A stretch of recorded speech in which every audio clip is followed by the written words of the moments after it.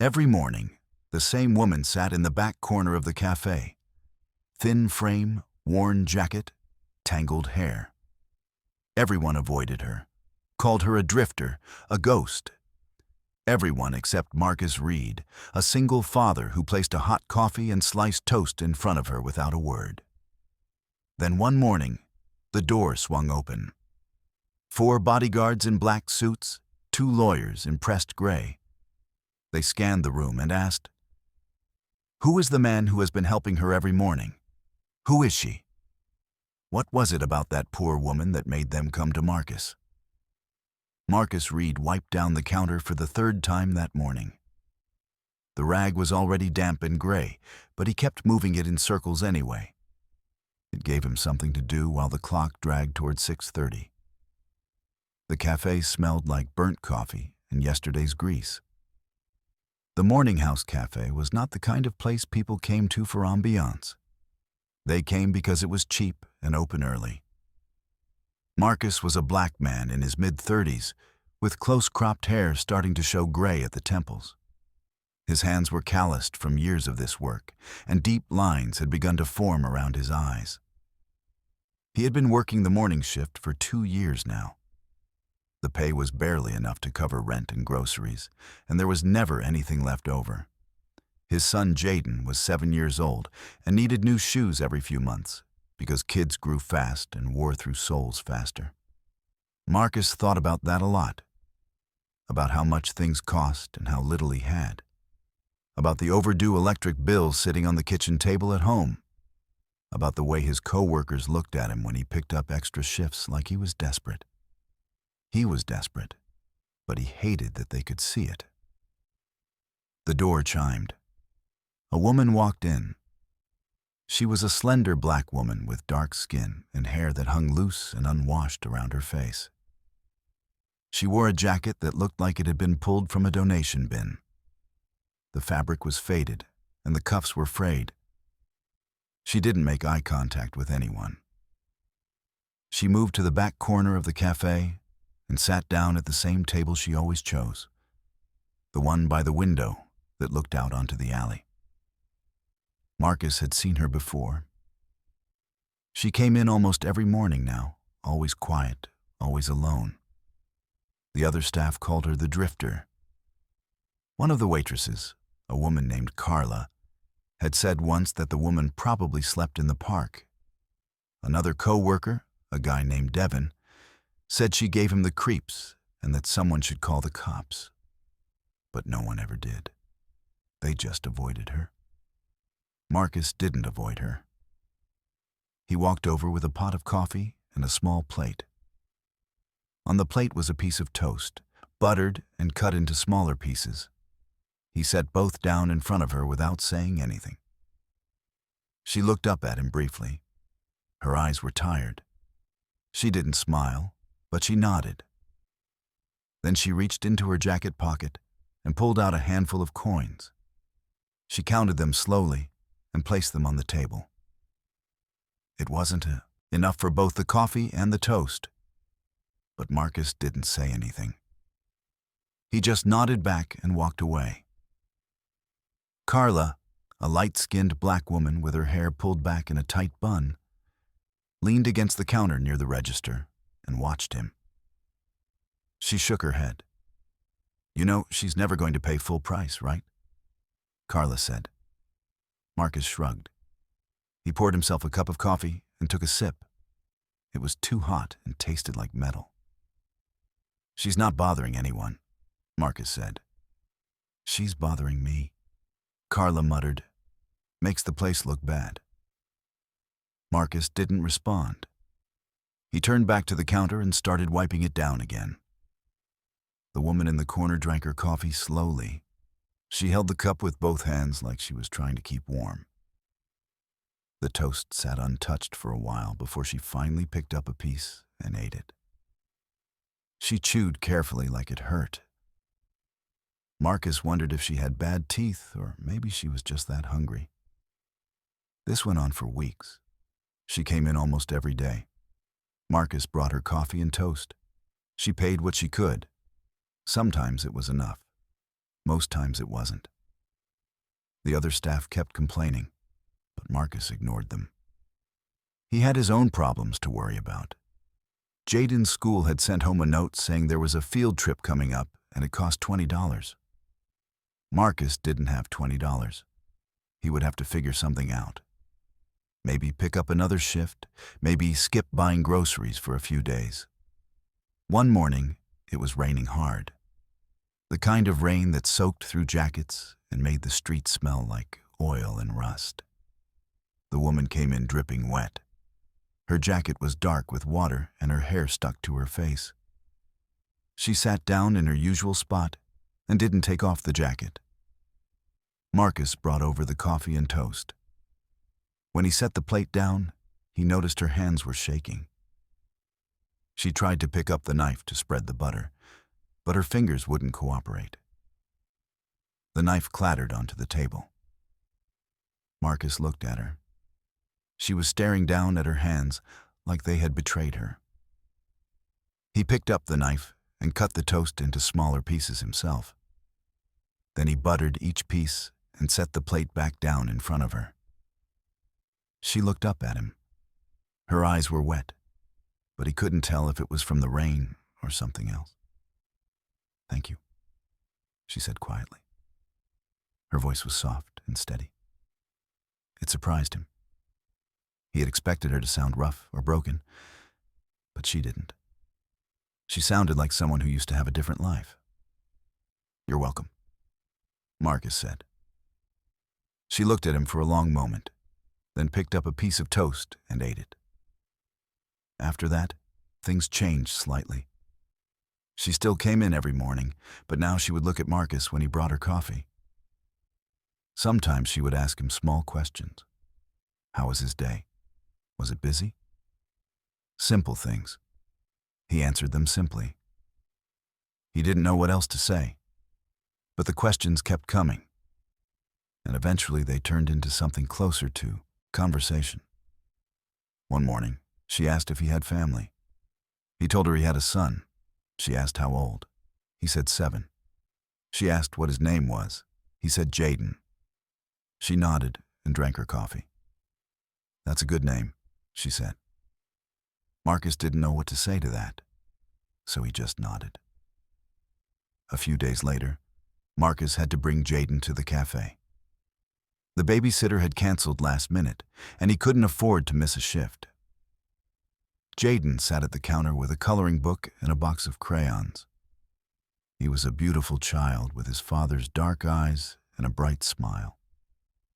He was quiet and well-behaved, but Marcus still felt guilty. A cafe at 6 in the morning was no place for a kid. The woman in the corner noticed. She watched Jaden for a while, then stood up and walked over. Marcus tensed.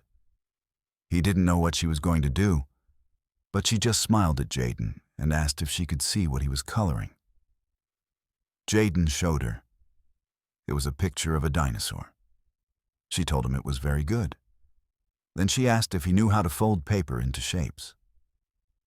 Jaden shook his head. She picked up a napkin and folded it carefully. Her hands moved slowly but precisely. When she was done, she handed Jaden a small paper crane. He stared at it like it was magic. "Wow," Jaden said. "Can you teach me?" She nodded. She sat down next to him and showed him how to fold. Marcus watched from behind the counter. He felt something strange in his chest, something warm and uncomfortable at the same time. Jaden looked up at her while they folded and asked, "Why do you look so sad?" The woman stopped folding. She looked at Jaden for a long time. Then she smiled, but it didn't reach her eyes. "I'm not sad right now," she said softly. Jaden seemed satisfied with that answer and went back to folding. After that day, the woman came to the cafe more often. She still sat in the back corner, but now she would wave at Jaden if he was there. She would talk to Marcus a little longer.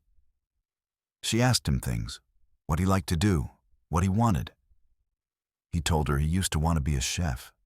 She asked why he stopped. He said life got in the way. She nodded like she understood. One morning, she asked him if he ever thought about starting over. He laughed and said he didn't have the money or the time to start over. She looked at him seriously. "If you did," she said, "would you?" He thought about it. Then he nodded. "Yeah," he said, "I think I would." She smiled.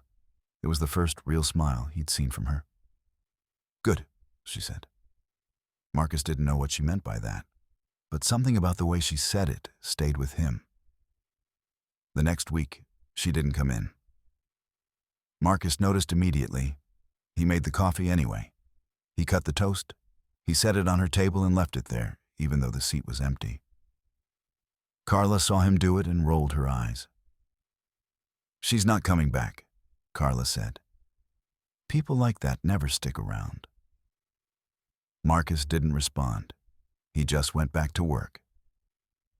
But the seat stayed empty. 1 day, 2 days, 3 days.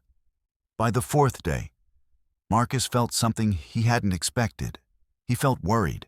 He didn't know her name. He didn't know where she lived. He didn't know anything about her except that she came to the cafe every morning and drank coffee and ate toast that he cut for her. But now she was gone, and he felt like he had lost something. Devin, a dark-skinned brother with a goatee, made a joke about it.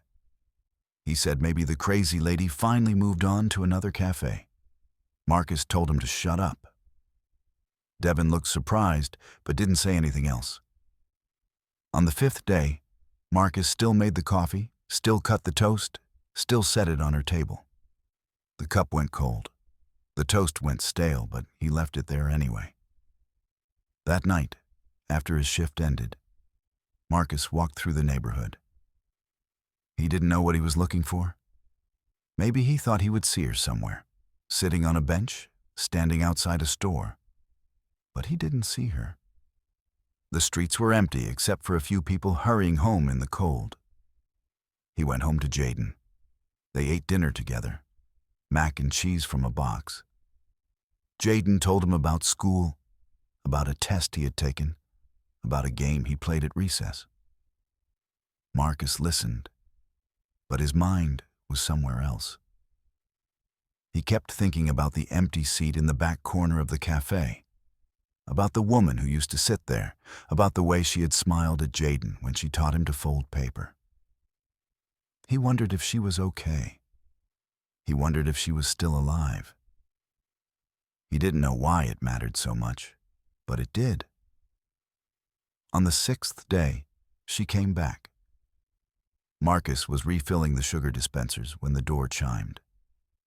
He looked up out of habit and saw her standing in the doorway. She looked thinner than before. Her jacket hung looser on her frame, and there were dark circles under her eyes. But she was there. She walked to her usual table and sat down. Marcus felt something loosen in his chest.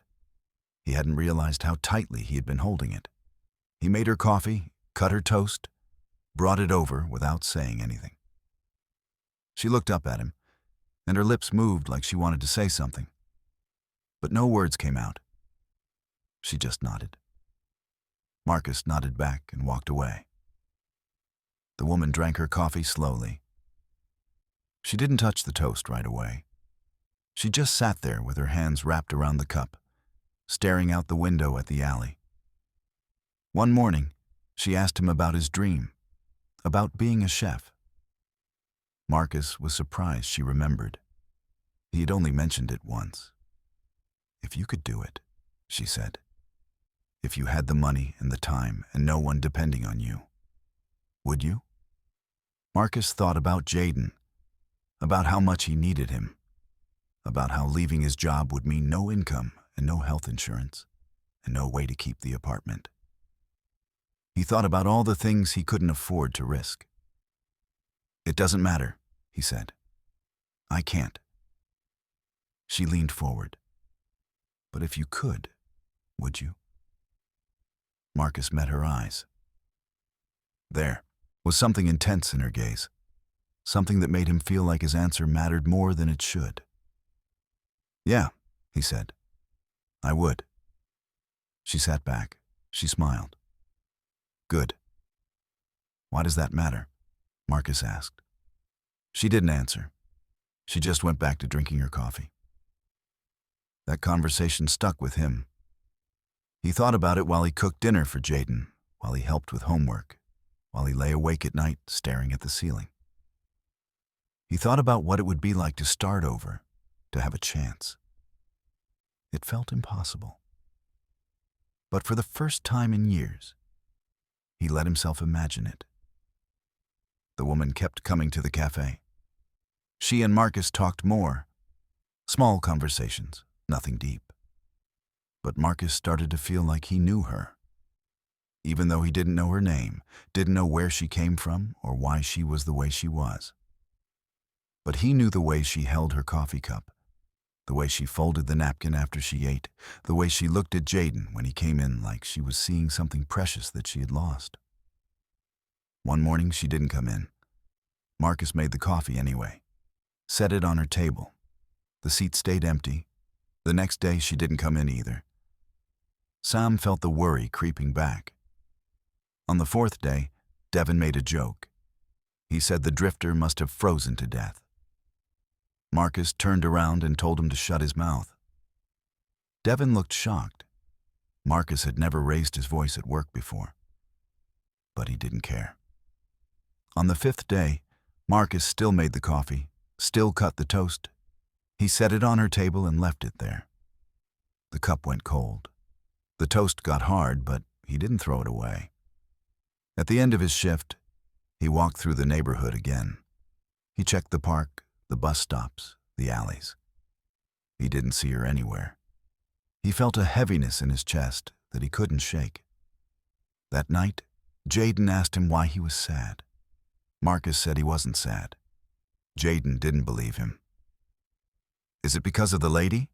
Jaden asked. Marcus looked at him. What lady? The one who taught me to fold paper, Jaden said. She's nice. Is she okay? Marcus didn't know what to say. He pulled Jaden into a hug. I don't know, buddy, he said quietly. I hope so. The next morning, Marcus went to work. He made the coffee, cut the toast, set it on the table. The seat was still empty, and he knew deep down that it was going to stay that way. The door swung open just after 9 in the morning. Marcus was refilling the napkin dispensers when he heard it. He looked up and froze. 4 men in black suits walked in first. They were tall and broad-shouldered and moved like they had done this 1,000 times before. Behind them came 2 people in gray, a black woman with natural hair styled elegantly and a black man with silver-rimmed glasses. They carried briefcases and wore the kind of clothes that cost more than Marcus made in a month. The cafe went quiet. Everyone stopped talking. Even the espresso machine seemed to hum softer.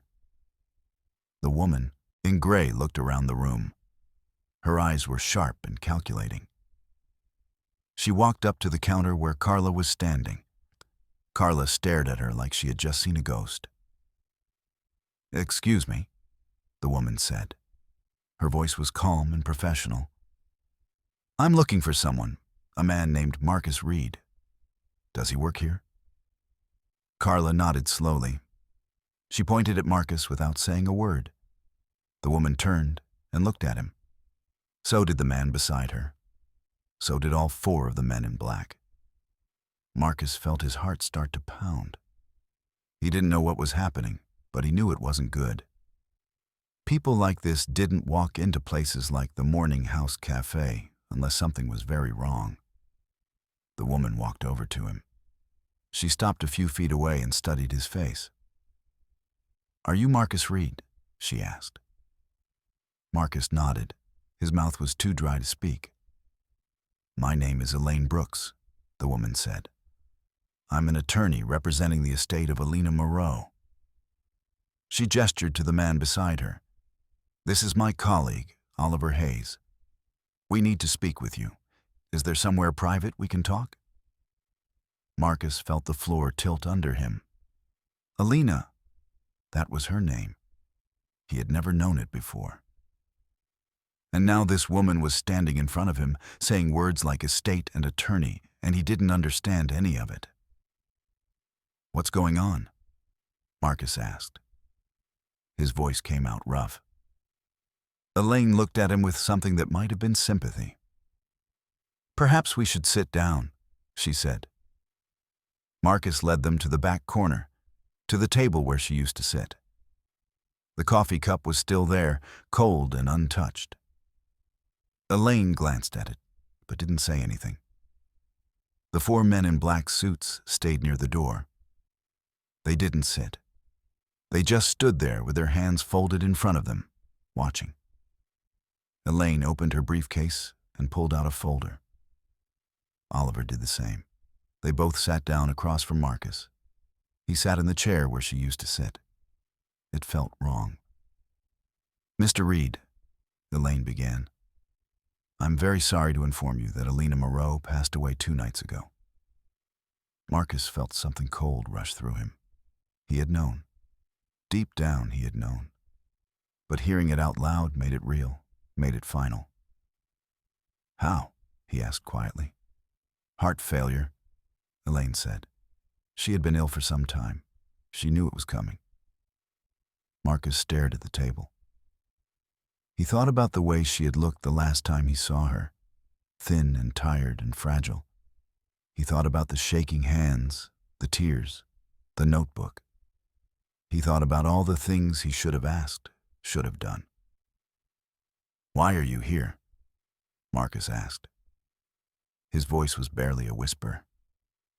Elaine exchanged a glance with Oliver. Then she looked back at Marcus. "Because Miss Moreau left very specific instructions," Elaine said. "She wanted us to find you. She wanted us to deliver something to you personally." Marcus looked up at her. "What?" Oliver opened his folder and pulled out an envelope. It was thick and cream-colored and sealed with wax. He slid it across the table. Marcus stared at it. "Before you open that," Elaine said, "there's something you need to know. Alina Moreau was not who you thought she was." Marcus frowned. "What do you mean?" Elaine leaned forward slightly. "Ms. Moreau was a very wealthy woman. She inherited a significant fortune from her family. At the time of her death, her estate was valued at approximately $900 million. Marcus blinked. He looked at Elaine like she had just spoken a different language. "That's not possible," he said. "She was homeless. She didn't have anything." "She had everything," Oliver said quietly. "She just chose not to show it." Elaine nodded. 2 years ago, Ms. Moreau experienced a series of personal tragedies. She lost her parents in a car accident. Her fiancé left her shortly after. She fell into a deep depression and withdrew from her life entirely.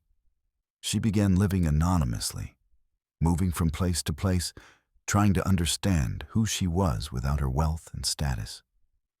She wanted to see how people would treat her when she had nothing. Marcus felt his throat tighten. He thought about the worn jacket, the tangled hair, the way she had flinched when people got too close. He thought about how everyone in the cafe had avoided her, had called her names, had wished she would leave. Everyone except him. "She came to this cafe because it was ordinary," Elaine continued, "because no one knew who she was. And for months, no one treated her like a person. No one except you." Marcus looked down at the envelope. His hands were shaking. "She wrote about you," Oliver said. "In her journal. She wrote about the way you made her coffee, the way you cut her toast into small pieces so it would be easier for her to eat. The way you never asked her for anything, never made her feel small. She said you were the only person who saw her as human." Marcus felt his eyes start to burn. He blinked hard. Elaine reached into her briefcase again and pulled out a check. She slid it across the table next to the envelope. Marcus looked down at it, The number was written in neat black ink. $1 million. He stared at it.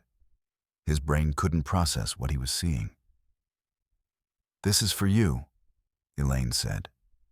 "Miss Moreau wanted you to have it. She left instructions that it was to be delivered to you personally, along with that letter." Marcus shook his head. "I can't take this." "You can," Oliver said.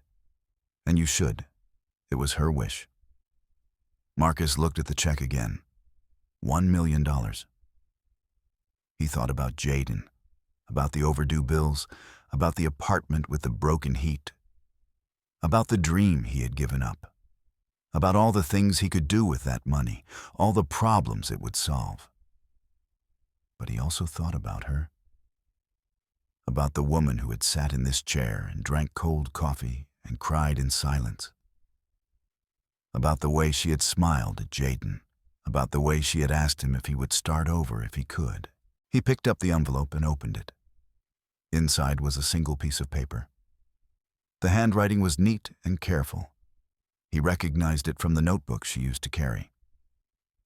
The letter read, "Dear Marcus, if you are reading this, then I am gone. I'm sorry I couldn't say goodbye in person. I'm sorry I couldn't tell you the truth while I was still here. But I want you to know that you saved me. Not in the way people usually mean when they say that. You didn't fix me or rescue me or change my life. You just treated me like I mattered. And that was everything. I spent 2 years trying to find out who I was without money, without status, without the things that people said made me valuable. And what I found was that most people didn't see me at all. I was invisible. I was inconvenient. I was something to be avoided. But you saw me. You made me coffee. You cut my toast. You asked me how I was. You let your son talk to me like I was a person worth knowing. You did all of that without knowing who I was or what I had. You did it because it was the right thing to do. And that is rarer than you know. I'm leaving you this money because I want you to have the chance I had, the chance to start over, to build something that matters, to chase the dream you told me about. But more than that, I'm leaving it to you because I trust you. I trust that you will use it the way it was meant to be used. Not to buy things or to escape your life, but to make the world a little bit better, the way you made mine better. Thank you for seeing me, Marcus. Thank you for treating me like I was worth something. You will never know how much that meant. With gratitude, Alina. Marcus read the letter 3 times. Then he folded it carefully and put it back in the envelope. His hands were still shaking. His eyes were wet. He wiped them quickly with the back of his hand. Elaine and Oliver sat quietly and waited. "What am I supposed to do with this?" Marcus asked. His voice cracked. "That's up to you," Elaine said. "The money is yours. No conditions, no strings. She trusted you to decide." Marcus looked at the check again. He thought about what Carla had said, that he could barely save himself. He thought about Jaden, about the life he could give him with this money. A better apartment, a better school, college someday, security. But he also thought about Alina, about the way she had looked at him when she asked if kindness was worth anything, about the way she had smiled when he said he would start over if he could. He thought about what she would want him to do. Marcus folded the check and put it in his pocket. Then he looked at Elaine. "I want to set up a fund," he said. "A charity for people like her. People who need help. Women who are struggling. Kids who don't have enough. People who are invisible." Elaine studied him for a long moment. Then she smiled. It was small but genuine. "I think she knew you would say that," Elaine said. Over the next few weeks, Marcus worked with Elaine and Oliver to establish the Alina Moreau Trust. The fund would provide support for homeless women, children in need, and anyone who had fallen through the cracks. It would pay for meals and shelter and medical care. It would pay for the things that people like Alina needed when they had nothing. Marcus didn't quit his job at the cafe. He still worked the morning shift. He still made coffee and cut toast. But now every morning he set aside a portion of his tips and added it to the foundation. It wasn't much, but it was something. Jaden asked him once why he gave the money away, why he didn't use it to make their life easier. Marcus thought about how to answer that. Then he told Jaden about Alina, about the woman who used to sit in the corner, about the way she had taught him to fold paper, about the way she had smiled. "She taught me something important," Marcus said. "She taught me that people matter. Even when no one else sees them, even when they don't have anything to give back, they still matter." Jaden thought about that.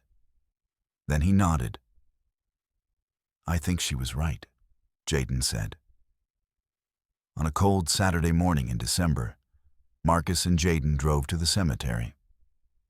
Marcus carried a thermos of coffee and a small bag with a piece of toast inside. He had cut it into small pieces, the way he always did. They walked through the rows of headstones until they found hers. It was simple, just her name and the dates. Alina Moreau, beloved daughter, beloved friend. Marcus knelt down and set the coffee and the toast on the ground in front of the stone. Jaden stood beside him and put his hand on Marcus's shoulder. "Is she really here?" Jaden asked quietly. Marcus shook his head. "No, I don't think so. I think she's somewhere else." "Somewhere better?" "Yeah." Jaden looked at the headstone.